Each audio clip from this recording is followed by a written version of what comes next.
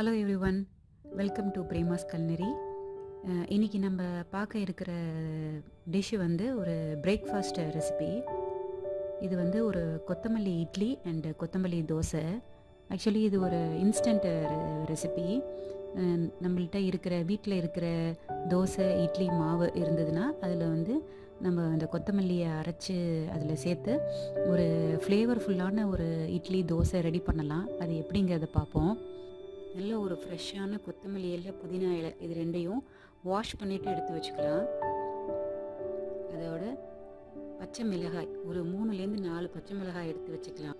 இதோட ஒரு இஞ்சி சேர்த்துக்கிட்டா ரொம்ப நல்ல ஃப்ளேவராக இருக்கும், நல்ல டேஸ்டியாகவும் இருக்கும். ஸோ அதனால் கண்டிப்பாக நம்ம இஞ்சி இதில் சேர்த்துக்கலாம். 1/2 டீஸ்பூன் சால்ட் எடுத்திருக்கேன். நீங்கள் ஆல்ரெடி உங்களோட தோசை மாவு இட்லி மாவில் வந்து ஆல்ரெடி வந்து உப்பு இருந்ததுன்னா நம்ம உப்பு சேர்த்துக்கணும். நான் இந்த புதினா, கொத்தமல்லி, மிளகாய், இஞ்சி இது எல்லாமே நான் வந்து மிக்ஸி ஜாரில் சேர்த்துட்டு அதை கொஞ்சமாக தண்ணி விட்டு அதை நல்லா மைய அரைச்சிக்கலாம். இது செய்கிறதுக்குன்னு ஒரு 4 கப்பு இட்லி மாவு எடுத்திருக்கேன். நான் இப்போ அரைச்சி வச்சுருக்க இந்த புதினா கொத்தமல்லியை வந்து நான் இதோட சேர்த்துட்டு நல்லா கலந்து விட்டுக்கலாம்.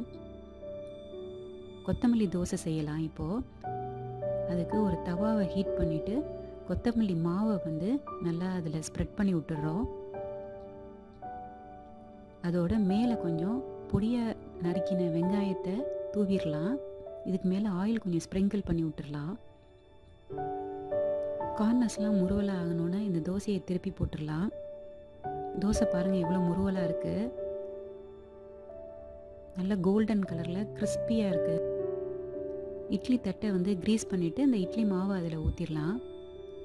இந்த இட்லியை நம்ம இப்போ ஸ்டீம் பண்ணி எடுத்துருவோம்.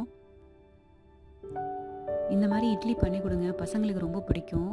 மெயினாக வந்து அந்த க்ரீன் கலருக்காகவே பசங்க ரொம்ப விரும்பி சாப்பிடுவாங்க. இதுக்கு வந்து நம்ம கொஞ்சம் காரமாக பூண்டு சட்னி இல்லைனா தக்காளி சட்னி அந்த மாதிரி சாப்பிடலாம். இல்லைன்னா கோகனட் சட்னி இதுக்கு ரொம்ப நல்லாயிருக்கும். கோகனட் சட்னியோட லிங்க்கு வந்து நான் டிஸ்கிரிப்ஷனில் கொடுத்துருக்கேன், ட்ரை பண்ணி பாருங்கள். அது வந்து ஒரு ஹோட்டல் ஸ்டைலில் இருக்கிற கோகனட் சட்னி ரொம்ப நல்லாயிருக்கும். கொத்தமல்லி இட்லி, கொத்தமல்லி தோசை ரெசிபி உங்களுக்கு எல்லாருக்கும் பிடிச்சிருக்குன்னு நினைக்கிறேன். இன்னும் நிறையா இன்ட்ரெஸ்டிங்கான ரெசிபியோடு நான் அடுத்த வீடியோவில் உங்களை நான் சந்திக்கிறேன். அதுக்கு முன்னாடி ப்ளீஸ் சேனலை சப்ஸ்கிரைப் பண்ணுங்கள், பெல் ஐக்கானை ப்ரெஸ் பண்ணுங்கள். தேங்க்யூ, பாய்.